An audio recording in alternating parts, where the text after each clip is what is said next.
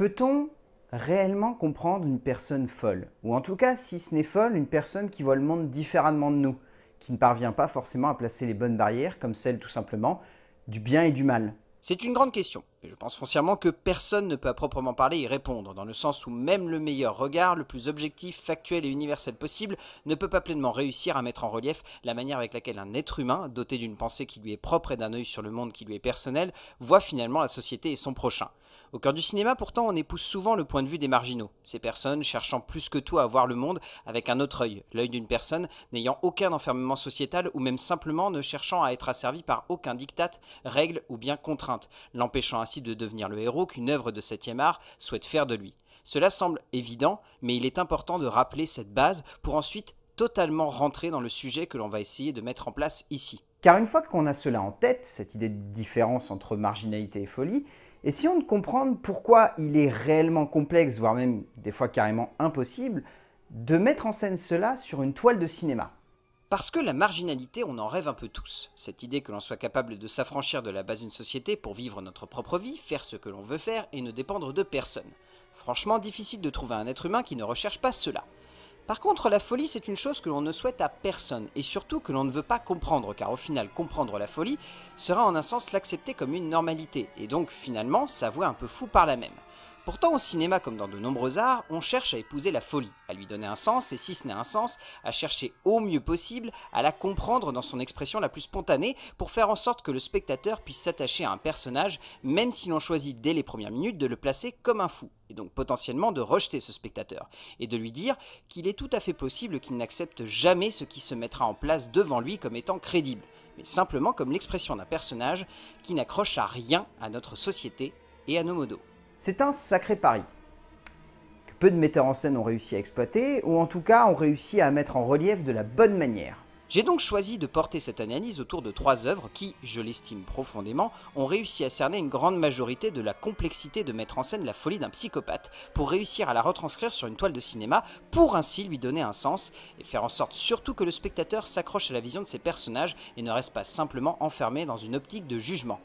Même si en un sens ces personnages demandent à être jugés, potentiellement à être condamnés, mais surtout à être regardés et contemplés même, on peut le dire, il faut prendre conscience que les 3 œuvres ici présentes ne forment jamais la synthèse de ce que le cinéma peut offrir autour de la folie et des psychopathes, mais simplement une surface qui nous permet de cerner la complexité de l'œil d'un spectateur et de l'œil d'un metteur en scène, et également de l'œil d'un protagoniste amoral et déviant qui ne prend alors jamais pleinement conscience de l'horreur et se contente de regarder avec satisfaction ses actes. Commençons par une œuvre qui m'a beaucoup marqué la première fois que j'ai vue, et qui surtout m'a permis de découvrir un metteur en scène que j'allais particulièrement apprécier par la suite. En 2008, un auteur danois s'imposa avec une œuvre dépeignant avec une certaine classe et un esprit espiègle l'histoire vraie de l'un des prisonniers les plus étranges de l'histoire anglaise. Un prisonnier ayant été enfermé pour une affaire de vol banale, mais qui n'a jamais, ou presque, quitté l'enceinte close d'une prison en prolongeant constamment sa peine d'incarcération. Un pur psychopathe, moins meurtrier que les 2 que nous verrons ensuite, mais qui déjà prouve que l'on ne peut pas toujours comprendre un héros. Et cela, Nicolas Winding Refn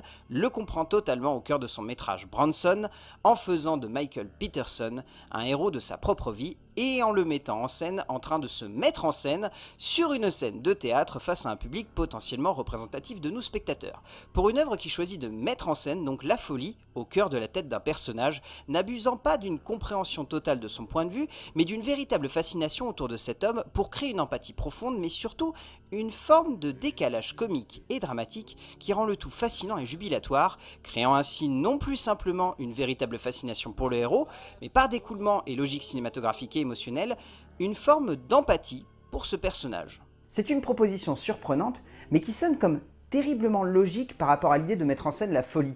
Chose qui sera moins le cas dans le deuxième long métrage que l'on va citer ici. Difficile de mettre en scène la vie d'un serial killer, non pas simplement un meurtre, mais littéralement la vie d'un auteur de la mise à mort, et pourtant de nombreux cinéastes cherchent à le faire. Mais rarement avec autant de cynisme et de cruauté qu'un certain Lars von Trier en 2018, autre auteur danois fasciné par le glauque et le macabre, qui décide, au cœur de The House That Jack Built, de mettre en scène un tueur. Un pur, un vrai, un énorme psychopathe qui se prend pour un artiste. L'idée est intéressante. La forme, au travers d'une voix off en forme de thérapie face à un personnage énigmatique et étrange, tient le coup.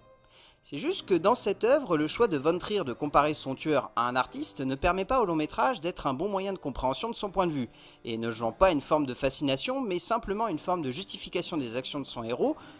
On reste terne, perplexe et surtout hors du temps cinématographique donné par un auteur qui se contente trop de mettre en scène la violence et pas assez de saisir la puissance des actions face à sa caméra, créant du glauque, du macabre, mais jamais de la logique, chose importante pour que le spectateur comprenne un peu le personnage. En même temps, de la part du metteur en scène de Dancer in the Dark ou de Dogville, il est peu surprenant d'imaginer Von Trier presque à se comparer à ce tueur en série finalement. Une œuvre qui va donc dans une optique de point de vue radicalisé. Mais pas aussi radicalisé que le troisième long métrage qui pour le coup lui va carrément dans le glauque et l'obscur. Car le troisième long métrage ici présent, datant lui pour le coup des années 80, est un pur trip, noir, violent, glauque, macabre, cruel et presque insoutenable pour certains, qui choisit de mettre en scène la folie et l'aspect psychopathe d'un tueur tellement au premier degré qu'on en vient à littéralement questionner la légitimité du long métrage de l'auteur autrichien Gerhard Kargl, qui veut tellement provoquer le spectateur avec son schizophrénia qu'il en oublie peut-être avant tout d'être une vraie œuvre de cinéma. L'idée est juste hallucinante de folie et s'avère être une sacrée prise de risque, plonger le spectateur littéralement dans la tête d'un tueur en laissant ce dernier se confier ouvertement à ce spectateur, racontant son enfance, son approche de la mort, son envie de tuer, potentiellement d'être capturé et jugé, mais surtout son envie d'agir contre la société. Une idée terrifiante, noire, mais qui surtout ne fonctionne pas forcément sur tout le métrage. Le cinéaste allant souvent trop loin, parfois même pour rien, si ce n'est pour choquer le spectateur et parfois même uniquement pour être subversif, chose qui fonctionne parfois, mais pas toujours. Une mise en scène noire, une manière de dépeindre la folie et la violence de celle-ci de manière extrêmement macabre, bref, franchement pour le coup c'est une œuvre qui pousse les potards tellement dans les extrêmes